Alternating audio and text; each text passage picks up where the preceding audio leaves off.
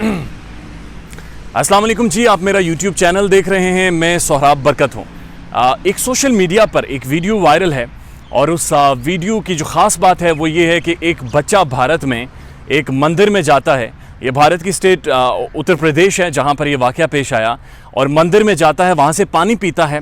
पानी पीकर जब बाहर आता है तो वहाँ के जो रखवाले थे मंदिर के, पंडित तो नहीं थे खैर, वो एक वॉलंटरीली सर्विसेज दे रहे थे। वहाँ पर एक नौजवान थे और उन्होंने कहा कि उस मंदिर की जो हिफाजत है वो मैं करूँगा, और वो वहाँ पर हिफाजत दे रहे थे। उन्होंने उस बच्चे को पकड़ा, उससे पूछा कि तुम कौन हो? उसने कहा मैं मुसलमान हूँ और मंदिर में पानी पीने आया था। इस वजह से उसने उसका बाजू मरोड़ा और उसकी खूब पिटाई की। खूब पिटाई हमने सिर्फ वहाँ तक देखी जहाँ तक कुछ सेकंड्स की वो क्लिप हमारे सामने आई, लेकिन बात इससे शायद आगे बढ़ी हो, एंड हु नोज़ के क्या हुआ होगा। भारत की टॉप जो अखबारात हैं, न्यूज़पेपर्स हैं, अंग्रेज़ी अखबार हैं, भारत की हिंदुस्तान टाइम्स है, उन सब ने इसे रिपोर्ट किया। भारत एक बड़ी सिविलाइजेशन है, एक बड़ा मुल्क है, 1.5 अरब की आबादी है, और एक रिकॉर्ड के मुताबिक 700 से ज़्यादा बोलियाँ भारत में बोली जाती हैं। भारत के अंदर डाइवर्स कल्चर्स हैं। भारत वहाँ पर बीच हैं, वहाँ पर उनका टूरिज़म है, उनकी लाइक एक बड़ा ही डाइवर्स और एक बड़ी ज़बरदस्त डेमोक्रेसी है। तब तक ज़बरदस्त डेमोक्रेसी थी जब तक हिंदुत्व नज़रिया रखने वाले राष्ट्रीय RSS राष्ट्रीय स्वयं सेवक वाले यानी नरेंद्र मोदी ने भारत को टेक ओवर नहीं किया, और उसके बाद से जो मजहबी इंतहा पसंदी है वो ज़्यादा बढ़ी है।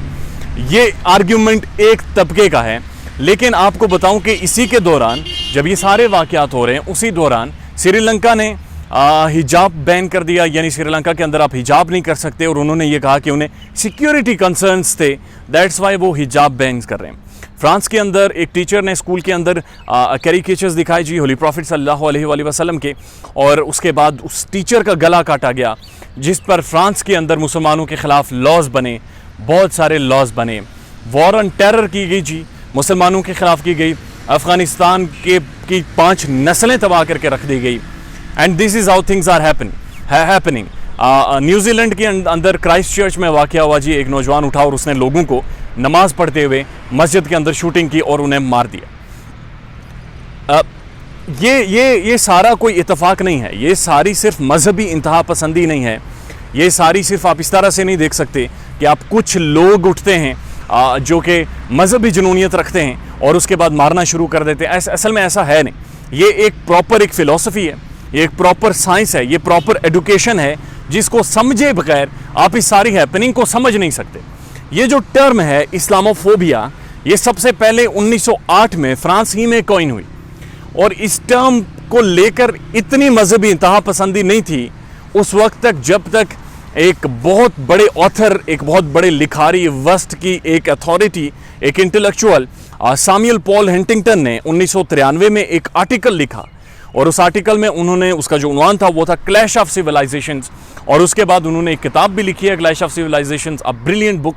मैंने खुद भी पढ़ी है, आपके पास टाइम हो तो ज़रूर पढ़ें। Again a brilliant book. और क्लैश ऑफ सिविलाइजेशन में उन्होंने इस बात के ऊपर बहस की है कि जो दुनिया भर की सिविलाइजेशंस थी उनके अंदर मुस्लिम वो वाहिद सिविलाइजेशन है जो कि दूसरी डेमोक्रेसीज़ के लिए, वस्ट के लिए, या फिर किसी भी और सिविलाइजेशन के लिए ख़तरा है।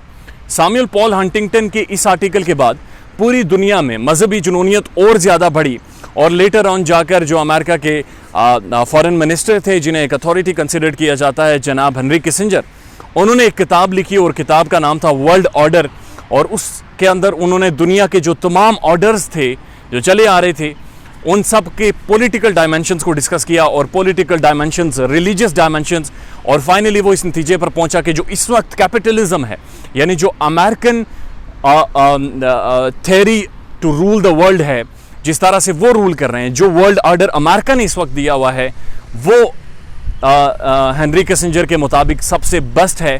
और इस जो कैपिटलिज्म है, जो अमेरिकन ऑर्डर है, इसे सबसे ज़्यादा ख़तरा अगर किसी चीज़ से है तो वो एक इस्लामिक सिविलाइजेशन से है, इस्लामिक कल्चर से है, इस्लामिक आइडियोलॉजीज़ से है। और इस बात को उन्होंने जस्टिफाई किया जी 9/11 के अटैक के बाद, और उसके बाद उन्होंने अलकायदा के 1999 में जो फतवे सामने आए कि वो उन्होंने अमेरिका के ख़िलाफ़ खुल्लम खुल्ला वार छेड़ दी, और फिर जो रिसेंटली ईरान के अंदर हो रहा है, ईरान ने कहा है कि जनाब वो एग्जिस्टेंस ही कबूल नहीं करते ज्यूज़ की या इजराइल की, तो उन्होंने इस सारी बेस को, इस सारी इस्लामोफोबिया को जस्टिफाई किया है इन 2-3 ऑथर्स पर, 2-3 इंटेलेक्चुअल्स पर, इनकी थेरीज पर और इनकी राइटिंग्स पर। उसके बाद से असल में अगर आप देखें या समझना शुरू करें तो जो रियासतें लॉज बना रही हैं, चाहे श्रीलंका बना रही है, चाहे फ्रांस के अंदर बन रहे हैं, चाहे बरतानिया के अंदर बन रहे हैं, यूरोप में बन रहे हैं, अमेरिका के अंदर भी किसी हद तक बन रहे हैं। जब डोनाल्ड ट्रंप थे उन्होंने इस्लामिक ममालिक पर पाबंदी लगा दी थी, या भारत के अंदर जो इंतहा पसंदी है, ये जो वायरल वीडियोस आप देख रहे हैं, ये सिर्फ एक मजहबी जुनूनियत नहीं है, ये इससे आगे का एक स्टेप है, ये एक फिलॉसफी है, ये एक थ्योरी है, ये एक इंटेलेक्ट माइंडसेट है जो इन सारी चीज़ों को प्रोपेगेट कर रहा है, प्रमोट कर रहा है और इन्हें बढ़ावा दे रहा है। अब आप इन्हें काउंटर कैसे कर सकते हैं? आप या तो फिर सोशल मीडिया पर, यूट्यूब पर आकर इन्हें गालियां दें, और दूसरा तरीका यह है कि आप इनकी बेसिक्स और एसेंस को समझें कि ये हो कहाँ से रहा है और ये किस तरह से हो रहा है, और उसके बाद आपको जो मॉडर्न ज़राए हैं, यानी जो प्राइम मिनिस्टर इमरान खान ने या फिर टर्की के जो उर्दगान हैं उन्होंने और महातिर मोहम्मद मलेशिया से उन्होंने एक कंबाइंड टेलीविज़न नेटवर्क शुरू करने की कोशिश की थी कि हम इस्लामिक एक टेलीविज़न नेटवर्क शुरू करें और वहाँ पर उस नेटवर्क से हम पूरी दुनिया को इस्लाम का एक रियल फेस दिखाएं।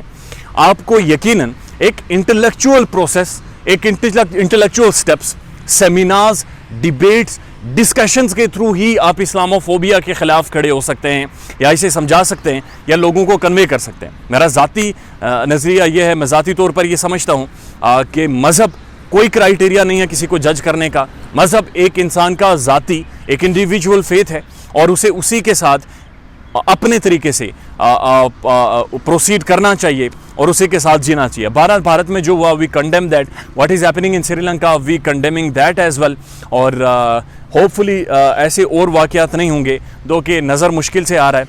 लेकिन आप ये समझें कि इस्लामोफोबिया सिर्फ एक मजहबी जुनूनियत नहीं है, इस्लामोफोबिया एक एकेडमिक डिस्कोर्स में एक इंटेलेक्चुअल्स, पढ़े लिखे लोग और थिंक टैंक्स की सोच के मुताबिक ये चीज़ शामिल की गई है। अपना बहुत सारा ख्याल रखिएगा और हमारे चैनल का भी। Thank you so much.